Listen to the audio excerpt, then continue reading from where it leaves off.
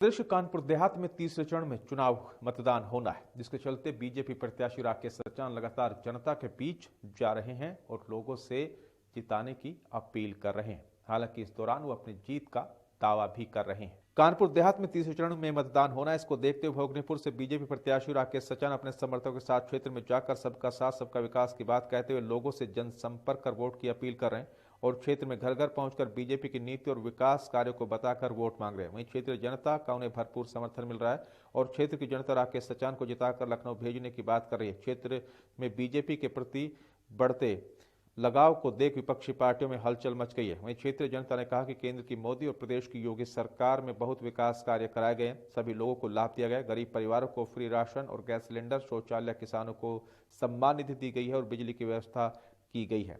महिलाएं और बेटियां सुरक्षित है। इससे पहले सपा की सरकार में प्रदेश में गुंडागर्दी और अराजकता का माहौल खत्म किया है। योगी सरकार में कानून व्यवस्था अच्छी रही है। वहीं छात्राओं ने बताया कि पहले सरकार में गुंडागर्दी थी, अब लोग घर से नहीं निकलते थे, लेकिन उनकी मां कहती थी कि अराजक तत्व लोग खड़े रहते हैं, घर से न निकलो। बीजेपी सरकार में महिलाएं बेटियां सुरक्षित नजर आ रही है। वहीं बीजेपी प्रत्याशी राकेश सचान ने बताया कि क्षेत्र में बीजेपी की नीतियों को बताकर जनता के बीच जा रहे हैं और सभी वर्ग के लोगों का भरपूर समर्थन मिल रहा है।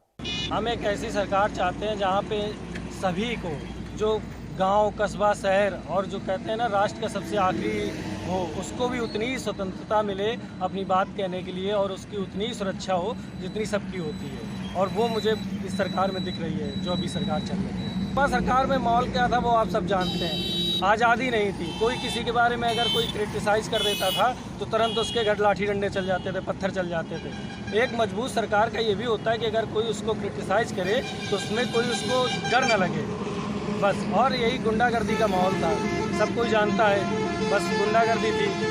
और बहुत सारी जगह में देखा, जब भी कोई भर्ती आती थी तो बस 40,000 भर्ती आती थी, 25,000 इटावा से होते थे, बाकी सबके मंडल बटते थे कि आधे वो कराएं आधे वो कराएं।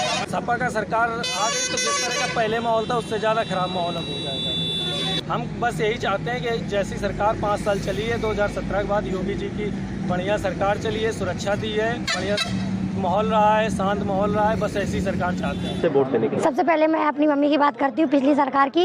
जब हम घर से निकलते थे मम्मी बोलती थी बिटिया अभी इतने टाइम ना जाओ, बहुत टाइम वो लड़का ठाड़ हुई है जो तुमको परेशान करेंगे, कुछ भी कर सकते। अब की सरकार ये मेरी मम्मी बोलती है तुम जा सकती हो, बिल्कुल अपना अधिकार। और मोदी जी ने बोला है जो करेगा गलत काम जाएगा सीधे जेल के पीछे। अच्छा, क्या अपील है जो महिलाएं जो वोट देना? हम महिला ये कहना चाहते हैं किसी धर्म जात का वो नहीं है। हम मुस्लिम महिलाओं से भी यही कहना चाहते हैं कि जो हिजाब मामला वो किसी मतलब कि वो नहीं है कि वो ये है कि आप स्कूल में ड्रेसअप वाइज वो चलो, बट किसी धर्म आप हिजाब पहनो, खूब पहनो, हर जगह पहनो, अपने धर्म को बढ़ाओ, प्रचार करो। उसका कोई खिलाफ नहीं, ना सरकार खिलाफ है ना लोग खिलाफ है। बस ये है कि स्कूल का ड्रेसअप है उसका पालन करो, जो देश के रूल रेगुलेशन उसका नियम पालन करो। अच्छा, जो लोग वोट नहीं देने जाते हैं उनसे क्या अपील करते हैं? हम उनसे ये कहना चाहते हैं कि आपका एक वोट देश को अवनत की ओर या उन्नत की ओर बढ़ा सकता है। तो हम यही कहना चाहते हैं कि प्लीज अपना वोट बर्बाद मत करें, हमारे देश को विकास की ओर ले जाएं। बहुत फर्क आया है, राशन फ्री मिल रहा है, सम्मान निधि मिल रही है, लेटरिन मिल रही है, बिजली मिल रही है, सड़क मिल रही है, आने जाने के लिए गुंडागर्दी नहीं है, लुटते नहीं है। और क्या चाहिए मुझे सरकार से? सपा सरकार में किस तरीके का माहौल था? माहौल तो अच्छा था, लेकिन छठभइयों ने अपने दादागिरी में वो अखिलेश को आसमान पर चढ़ा दिया, इसीलिए हम लोग सपोर्ट नहीं कर। माहौल तो आप जानते हो गुंडागर्दी का आता है, तमाचा मार दो, बोले साले प्लाट ले खवा ले